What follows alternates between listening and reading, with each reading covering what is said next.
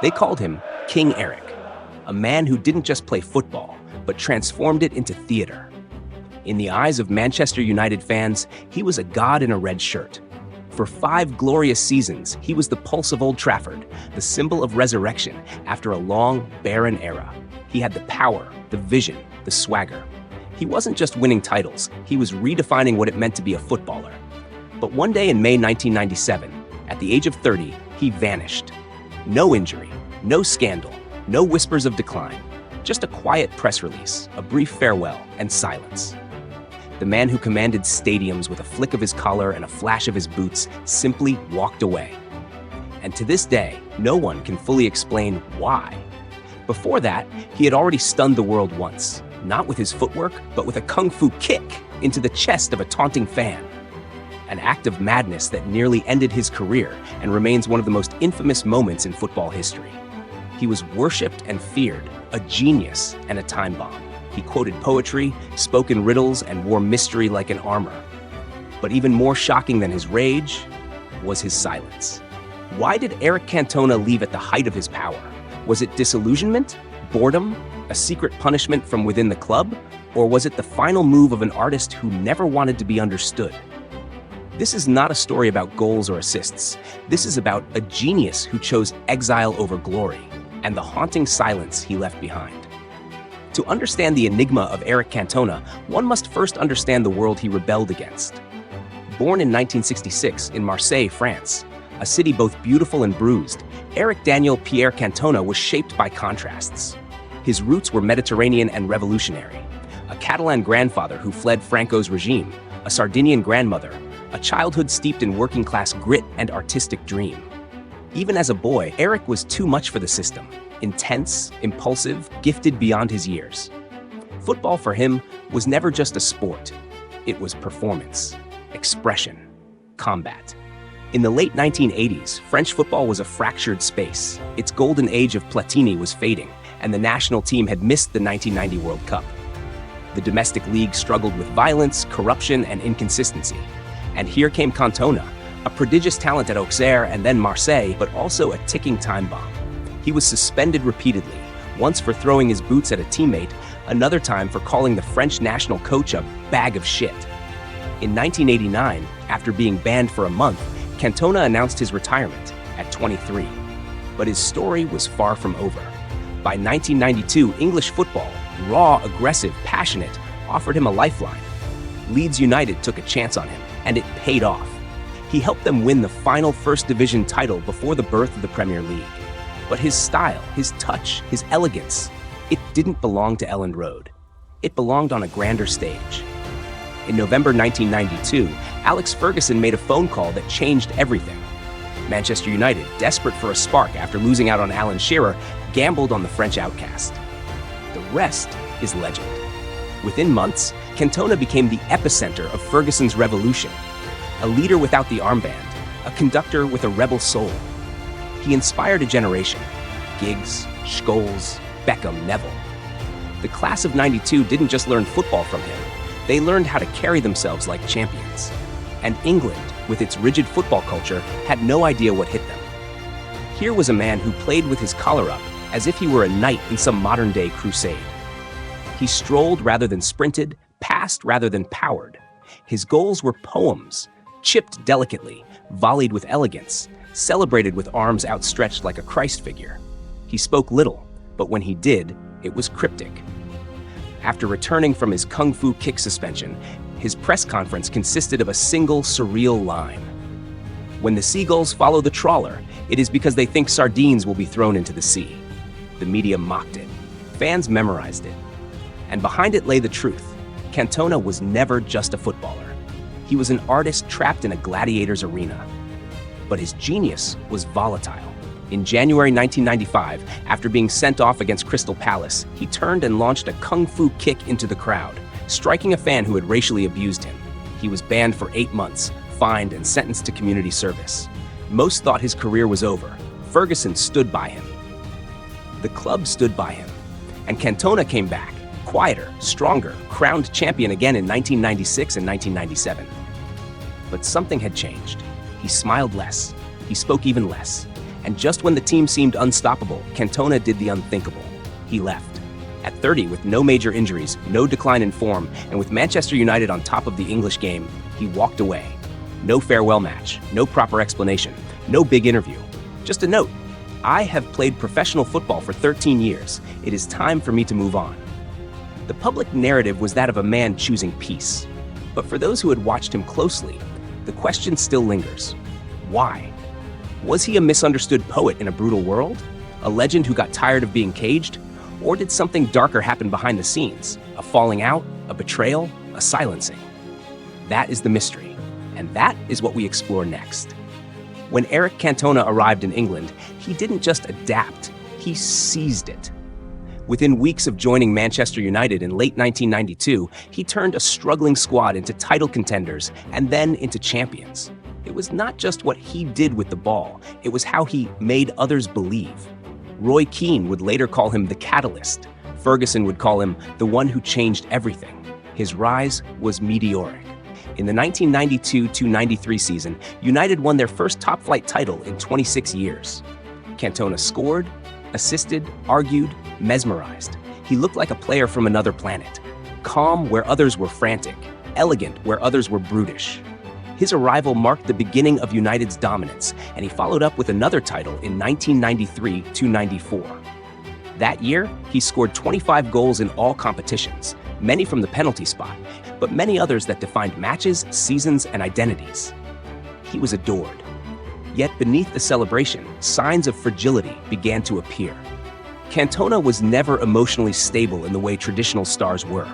He didn't do interviews easily. He didn't bask in fame. He kept distance from the media, from fans, sometimes even from teammates. You never really knew what he was thinking, Ryan Giggs once said. He was either present like a general or distant like a ghost. That haunting duality reached its breaking point on January 25, 1995. At Selhurst Park, playing away against Crystal Palace, Cantona had a frustrating match. He was kicked, harassed, and eventually, in the 48th minute, sent off for retaliating against Richard Shaw.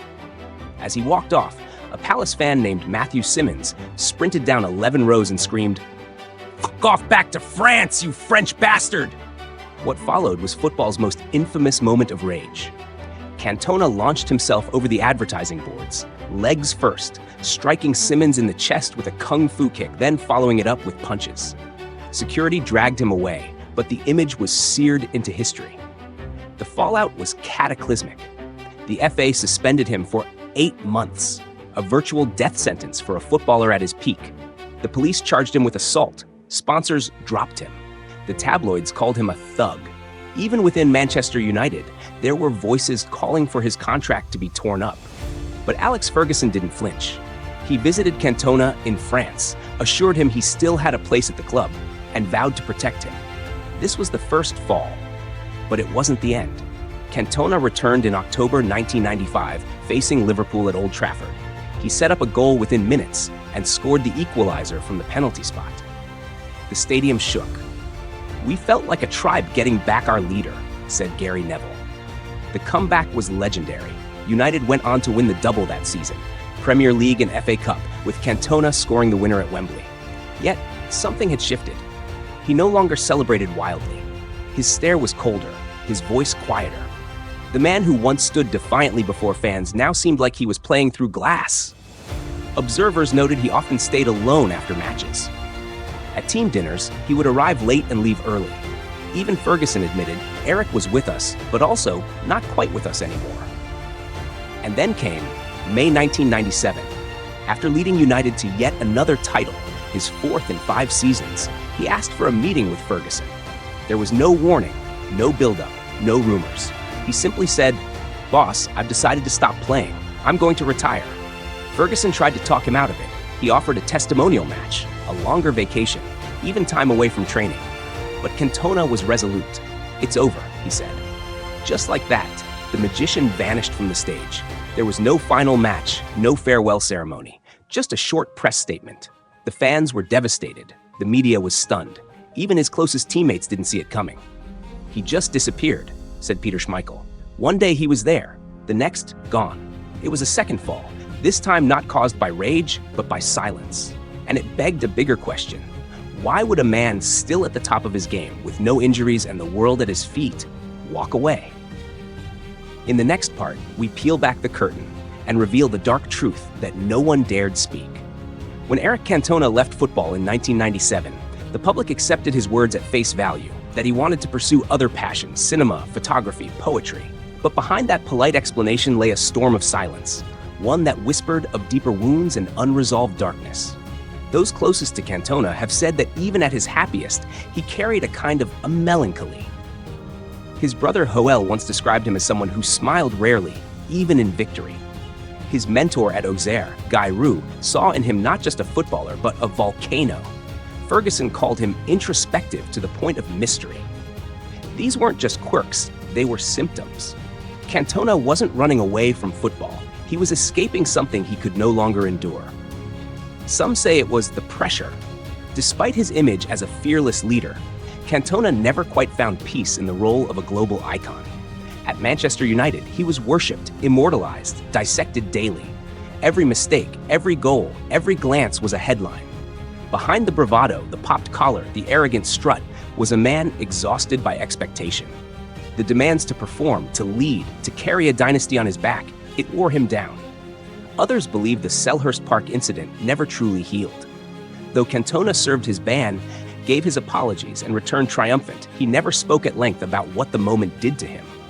The public saw a villain or a hero, but Cantona may have seen something else. A man who had lost control in front of the world and paid for it with his soul. He once said cryptically, "After that moment, I began to see the game differently." Some insiders whispered that Cantona feared he'd lost the purity of his joy, and that the fire that made him great now threatened to destroy him. Then there were rumors, the kind no one wanted to confirm. Some claimed there was a breakdown in trust between Cantona and the Manchester United hierarchy. After years of being protected, nurtured, idolized, a subtle shift occurred. Whispers emerged that his behavior off the pitch, though never made public, had become erratic. He had become more withdrawn in the dressing room. There were suggestions of tensions with younger players, who no longer looked up to him in awe, but with unease. There were even rumors, quickly buried, of a fallout with Ferguson himself, perhaps over control, or perhaps over Cantona's increasing detachment from club life. One particularly persistent claim alleges that Cantona was privately asked to consider stepping down, that his sudden retirement was not entirely voluntary. No one at United has ever confirmed this, and Ferguson himself has always defended Cantona with unwavering loyalty. But the fact remains, the club gave him no send-off, no testimonial match, no campaign to convince him to stay. It was as if they, too, were ready to let him go. The man who once roared after goals now sat alone in his apartment, watching black and white films. A friend recalled visiting him a few months after his retirement and being struck by the emptiness in his eyes. It was like visiting someone after the funeral, only the funeral was for himself. In interviews since, Cantona has offered poetic explanations. He said football is like love. Sometimes you must walk away while it still burns. But even in those words, there is an undertone of sadness. A man who ruled Old Trafford now chased abstract pursuits. Acting in obscure films, writing cryptic poetry, attending art exhibitions in anonymity. He had swapped the cheers of 70,000 fans for the silence of self-imposed exile. And yet, he never came back. Unlike Zidane, who returned after retirement, or Maradona, who flirted with comebacks, Cantona stayed away. Not just from the pitch, but from coaching, punditry, management. He would occasionally reappear at United events, his beard longer, his eyes more distant, as if stepping out of a painting, not a locker room. The truth may be that Cantona didn't retire from football. He retreated from a world that never truly understood him. In a brutal sport that demanded obedience, he was an artist. In a system that praised conformity, he spoke in riddles. In a culture that required endurance, he chose disappearance. What drove Eric Cantona to silence? A moment of madness? A lifetime of conflict? Or perhaps the quiet knowledge that in walking away, he became untouchable, a myth. Next we ask, was Cantona a wasted genius or a prophet who knew when to leave? Eric Cantona didn't fade away. He didn't crumble under age or injury. He didn't hang on too long or become a shell of his former self. No, He left when he was still the king, and that's what makes his story both mythical and maddening. From the channel's perspective, Cantona is the ultimate paradox. He could have had more goals, more trophies, a longer dynasty. But perhaps that's what elevates him, the fact that he chose less. It wasn't a fall from grace. It was a voluntary descent, like an emperor stepping off his throne, not because he had to, but because the throne no longer meant anything to him. And that leaves us wondering, did we lose him too soon, or did he save himself before we destroyed him? Football fans often romanticize legends who burn bright and vanish, but Cantona's case is different. His was a deliberate departure, not a tragic fall. There were no tears at a farewell press conference, no slow fade on the bench, no testimonial lap of honor, just a clean break, one that left a hole not only in Manchester United, but in football's soul. His kung fu kick is remembered as scandalous. But in hindsight, was it a scream against a system that he never truly accepted? Was it a symptom of pressure, of alienation, of being too intelligent, too emotional, too different for the game's cold machine?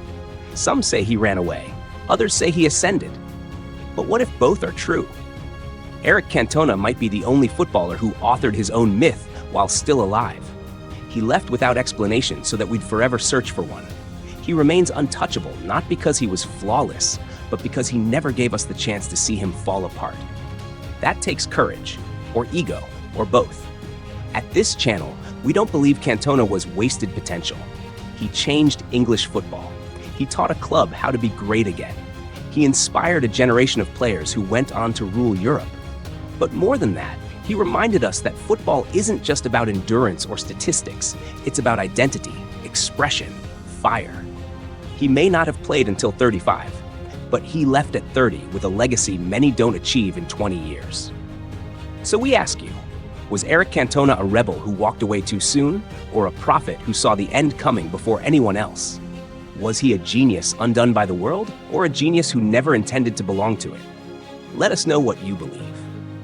Years have passed since Eric Cantona last laced up his boots, but his presence has never truly left the game. Not because he became a pundit or a manager, he didn't. Not because he stayed in the spotlight, he didn't want it, but because his spirit still lingers, like a half-remembered dream that refuses to fade. You don't just remember what Cantona did, you remember how he made you feel. That chip against Sunderland, followed by his arms-wide celebration, head held high like a Roman emperor. That strut with the collar turned up, as if he were immune to the cold of doubt. That silence in interviews, that refusal to explain himself, all of it added to the mystery. He wasn't just a player.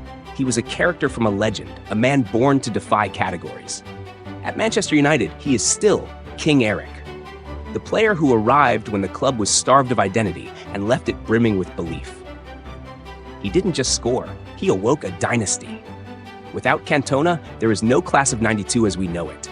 No Ferguson era of dominance, no foundation for what came next. But beyond trophies and goals, Cantona's greatest legacy may be this. He showed us that football could be art, that a pass could be a poem, that a goal could be a statement, that rebellion could be beautiful.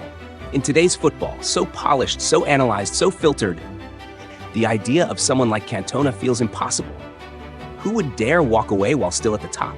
Who would dare say nothing and let the silence speak for decades? And yet, that's exactly why he endures. He's the ghost in the stadium lights, the artist who left the stage before the curtain call, the monarch who abdicated, not from weakness, but from the refusal to be tamed. Eric Cantona is gone from the field, but never from memory. He reminds us that not all legends end in applause, some end in mystery.